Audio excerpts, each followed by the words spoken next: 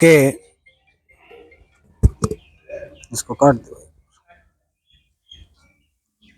के हवन के ब्रह्मा स्वरूप आर्य समाज प्रधान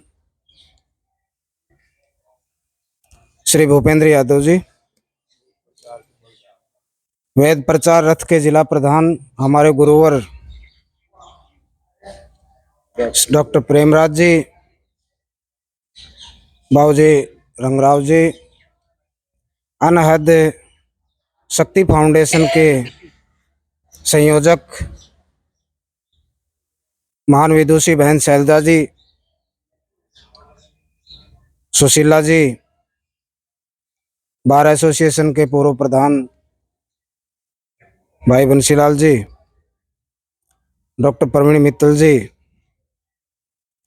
भाई प्रदीप जी, सभी सतजन जो आज इस होली मिलन समारोह में हम उपस्थित हैं। सर्वप्रथम तो मैं डॉक्टर भंवर का यहाँ आभार व्यक्त करता हूँ और उनको धन्यवाद इस बात के लिए देता हूँ कि हम सबको मिलने का एक अवसर, एक प्लेटफॉर्म इन्होंने दिया, हम सभी को याद किया और हमने सभी ने आज मिलकर के यहाँ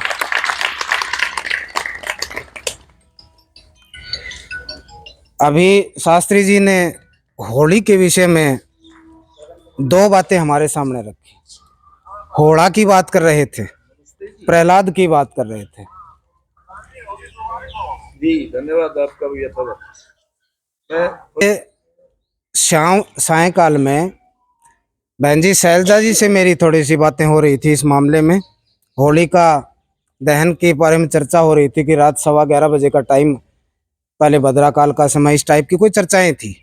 तो वहाँ जो शास्त्री जी ने बताया उन बातों पे हम डिस्कस कर रहे थे कि होली का जो अग्नि का, जिसमें हम अनाज जो है थोड़ा सा वो उसको किसी न किसी रूप में जला करके उसको तैयार करके लाते हैं कि सिद्ध अनाज ना खा करके अनाज को थोड़ा सा सेक लिया जाए अग्नि में, तो उसका वो जो भाव है वो थोड़ा चेंज हो जाता है।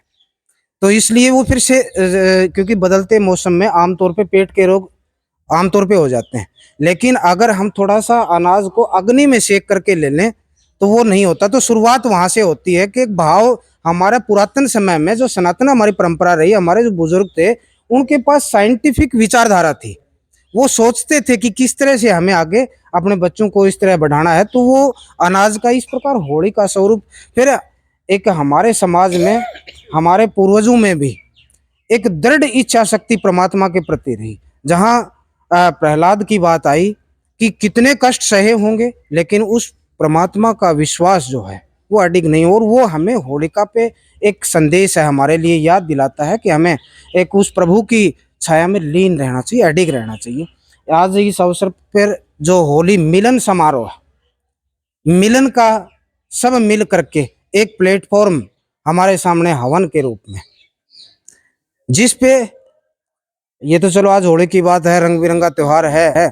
बाकी प्रत्येक त्योहार पे, चाहे वो मकर संक्रांति का हो, चाहे होली का हो, चाहे दीपावली का हो, हमें बैठ करके हमारे समाज की अच्छाई बुराई, हम जिस तरीके से जो जीवन लाइफस्टाइल जी रहे हैं उस पे विचार मंथन सभी को बैठ करके मिल करके कर लेना चाहिए। और उसे ही आज हम होली मिलन में हम विचार करें। आज समाज की दशा और दिशा की मैं कॉलेज में अक्सर देखता हूँ, युवा विद्यार्थी मेरे काफ़ी ऐसी संख्या में जो कि पथ भ्रष्ट होते जा रहे हैं। हमारे जो घरों के संस्कार थे वो खत्म होते जा रहे हैं। वो किसकी कमी है? हमारी कमी है। हम अपने बच्चों को संस्कार कहीं ना कहीं देने में कमी होती जा रही है हमारी तरफ से ही। और दूसरा, बच्चे आजकल ड्रग्स की तरफ, नशे की तरफ ज़्यादा चले गए।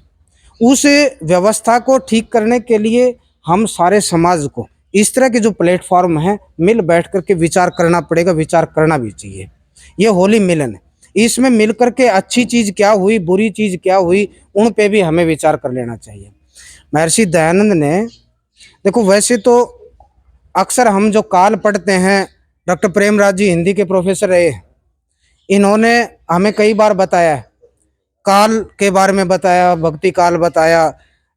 लेकिन हम यदि युग की बात करें, जहाँ सतयुग की बात करें, जहाँ हम त्रेता युग की बात करें, जहाँ हम द्वापर युग की बात करें, आज हम कलयुग की बात करें, तीनों युगों में अच्छे विद्वान ऋषि मुनि हुए, लेकिन कलयुग में महर्षि दयानंद से बड़ा कोई ऋषि नहीं हुआ। इस युग में बाबे हुए हैं, जो कुछ एक तो जेड़ू में है, कुछ एक बाहर बदमाशी करते घूम रहे। बाकी महर्षि दयानंद से बड़ा कोई ऋषि नहीं हुआ, और उन्होंने हमें सत्य प्रकाश के माध्यम से सच्चाई का रास्ता दिखाया, वेद का रास्ता दिखाया। लेकिन आजकल अनपढ़ लोगों की तो मैं चलो मान लूंगा, बेचारों को वो पढ़े लिखे नहीं, उन्होंने कुछ पढ़ा नहीं, उनको जो है ना किसी श्लोक का अर्थ नहीं आता, किसी मंत्र का अर्थ नहीं आता, कोई बात नहीं। पढ़े लिखे लोग जो है वो मूर्ख हुए घूम रहे हैं। उस समाज को जगाने का काम भी हमें इस तरह के, जब भी कोई मिलन समारोह होता है तो उसमें हमें विचार करना चाहिए। बाकी मैं ज़्यादा समय ना लेता हुआ, आप सभी ने आज मिल करके हमने आज हवन में भागीदारी की। डॉक्टर भंवर ने हमें एक प्लेटफॉर्म उपलब्ध करवाया। आप सभी ने बड़े शांति से, बड़े अच्छे तरीके से आज इस हवन का आयोजन किया। आप सभी का बहुत बहुत धन्यवाद।